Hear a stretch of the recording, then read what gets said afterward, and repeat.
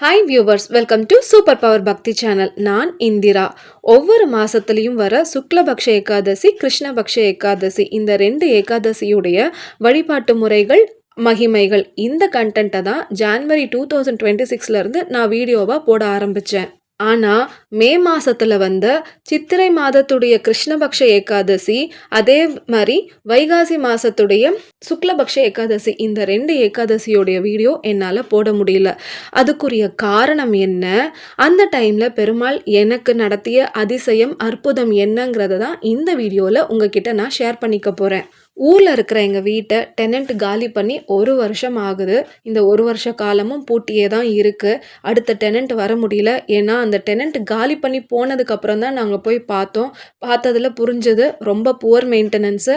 கண்டிப்பாக renovation work பண்ணி முடித்தாதான் அடுத்த டெனண்ட்டே வந்து பார்ப்பாங்க, அடுத்த டெனண்ட்டே கிடைப்பாங்க அப்படின்னு. ஆனால் நாங்கள் அங்கே போய் தங்கி இருந்து ரெனோவேஷன் ஒர்க்கெல்லாம் முடிச்சுட்டு வர அளவுக்கு அப்போ சிச்சுவேஷன் இல்லை. அதனால் என்ன பண்ணுறதுன்னு தெரியல. அப்படியே விட்டுட்டோம் அந்த வேலையை.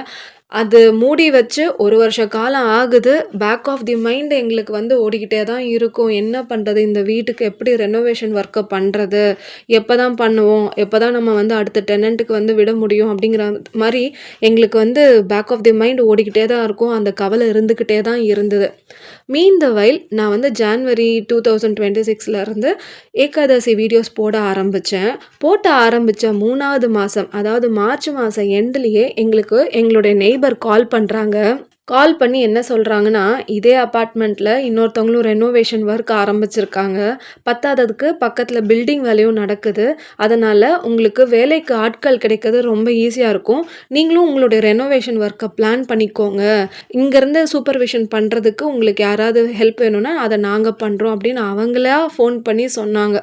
கடவுளே செஞ்ச ஏற்பாடு மாதிரி இருந்தது. அதனால் நாங்கள் உடனே ஓகே சொல்லிவிட்டு அங்கே போயிட்டு ரெனோவேஷன் ஒர்க் எல்லாம் 50% முடிகிற வரைக்கும் இருந்து முடிச்சுட்டு, மீதி 50% ஒர்க்கை எப்படி ஆர்கனைஸ் பண்ணணுமோ அதை வந்து எல்லா லோக்கல் பீப்புளையும் வச்சு கரெக்டாக அவங்களுக்கு ஒர்க் அலோகேட் பண்ணிவிட்டு, ஆர்கனைஸ் பண்ணிவிட்டு, யார் யாரெல்லாம் வச்சு சூப்பர்வைஸ் பண்ணணுமோ அதையும் அரேஞ்ச் பண்ணிவிட்டு நாங்கள் ஊருக்கு வந்தாச்சு. மீதி 50%ல் 30% ஆஃப் தி ஒர்க்கு நடந்தது. அதாவது ஏப்ரல் மந்த் ஃபுல்லாக இதெல்லாம் நடக்குது. இந்த ரெனோவேஷன் ஒர்க்கே நடக்குது. நடுவில் நிறைய தடங்களும் வந்தது. தடங்கள் வரும், அதுக்கப்புறம் அது தானாகவே சரியாகும். தடங்கள் வரும், திரும்பி தானாகவே சரியாகும். இப்படி தான் இந்த மாதிரி தான் எங்களுடைய ரெனோவேஷன் ஒர்க் நடந்துட்டு இருந்தது. மீதி 20% ஒர்க் வந்து பெயிண்டிங் ஒர்க்கு தான். அதுக்கு நாங்கள் அங்கே இருக்கிற ஐயரை கேட்டப்போ என்ன சொன்னார்னா, இது வந்து 1 இயராக மூடி வச்சுருந்த வீடு இல்லையா, அதனால் ஒரு பூஜை பண்ணிட்டா நல்லது அப்படின்னு சொன்னாங்க.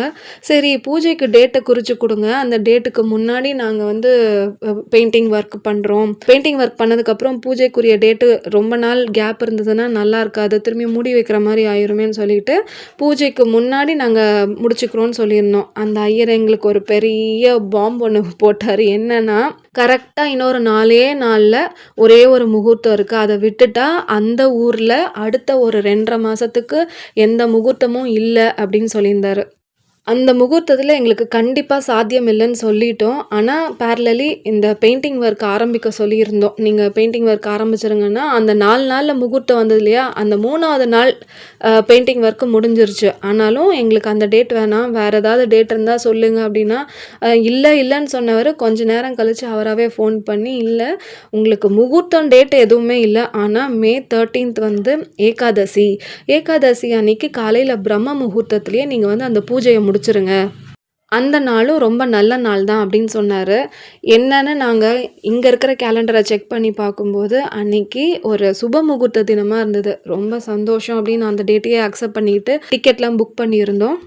எங்களுக்கு என்ன தைரியம்னா, கடவுள் ஆரம்பித்து வச்ச வேலை தான் இது. ஏன்னா நம்ம வந்து நாமளாக போய் யார்கிட்டையுமே கேட்க முடியாதப்போ அவங்களாவே ஃபோன் பண்ணி கேட்டு நாங்கள் சூப்பர்விஷன் பார்த்துக்குறோன்னு சொன்னாங்கன்னா அது கடவுளுடைய வேலை தான். அதே மாதிரி இந்த ரெனோவேஷன் ஒர்க் நடக்கும்போது ஃபுல்லாக நிறைய தடங்கள் வந்தது. அது தானாகவே சரியாயிட்டு இருந்தது. அதனால் இந்த டிக்கெட் புக்கிங் கூட நாங்கள் கடவுளுக்கே விட்டுட்டோம். நீங்கள் தான் எங்களுக்கு எப்படியாவது இந்த டிக்கெட்ஸ்லாம் கன்ஃபார்ம் பண்ணி தரணும் அப்படின்னு அவர் மேலே பாரத்தை போட்டு டிக்கெட்டையும் புக் பண்ணியாச்சு. இன்றைக்கி நைட்டு ட்ரெயின் இருக்குன்னா இன்றைக்கி சாயந்தரம் தாங்க எங்களுக்கு டிக்கெட்ஸே கன்ஃபார்ம் ஆச்சு. போய் நல்லபடியா எல்லா பூஜையும் பண்ணோம். ஆனா, ரொம்ப ஷார்ட் பீரியட்ல பூஜைக்கெல்லாம் ஏற்பாடு பண்ண வேண்டியிருந்தது. அதுவும் ஊர் விட்டு ஊருங்கிறதுனால ரொம்ப சிரமமா இருந்தது. எங்களுக்கு வந்து அது ஒவ்வொன்த்தையும் வந்து இங்க இருந்தா நம்மளோட இடத்துல இருந்தா எவ்வளோ ஈஸியா முடியுமோ, அது வந்து இன்டூ 3 டைம்ஸ், 4 டைம்ஸ் நம்மளோட எனர்ஜியெல்லாம் போட்டு அத வந்து ஏற்பாடு பண்ற மாரி ஆயிடுச்சு. எப்படியோ கடவுளுடைய புண்ணியத்துல ரொம்ப நல்லாவே அந்த பூஜை முடிஞ்சிருச்சு. அதே மாரி தான் திரும்பி வரும்போதும் எங்களுக்கு ட்ரெயின் டிக்கெட்ஸு மத்தியானம் தான் கன்ஃபார்ம் ஆச்சு. வீட்டுக்கு திரும்பி வந்ததுக்கப்புறம் தான் புரிஞ்சது, மார்ச் எண்டுல இருந்து இந்த மே மாசம் 13th வரைக்கும் எவ்வளோ எனர்ஜி போட்டிருந்தோம்னா, அந்த ஒர்க் முடியறதுக்கு எங்களுக்கு அட்லீஸ்ட் ஒரு 10 டேஸ் ஆச்சு எங்களுடைய டயர்ட்னஸ்லேருந்து நாங்க ரெக்கவர் ஆறதுக்கு. நாங்க ஒரு விஷயம் யோசிச்சுட்டு இருந்தோம். எதுக்கு கடவுள் இவ்ளோ வேகமா எல்லா வேலையும் பண்ண வச்சு, வேக வேகமா பூஜைய வந்து அ டைமே இல்லாத மாரி ரொம்ப அவசர அவசரமா, ரொம்ப எனர்ஜி செலவு பண்ணி பண்ண வச்சாருன்ட்டு எங்களுக்கு ஒரு கொஸ்டின் மார்க் இருந்தது.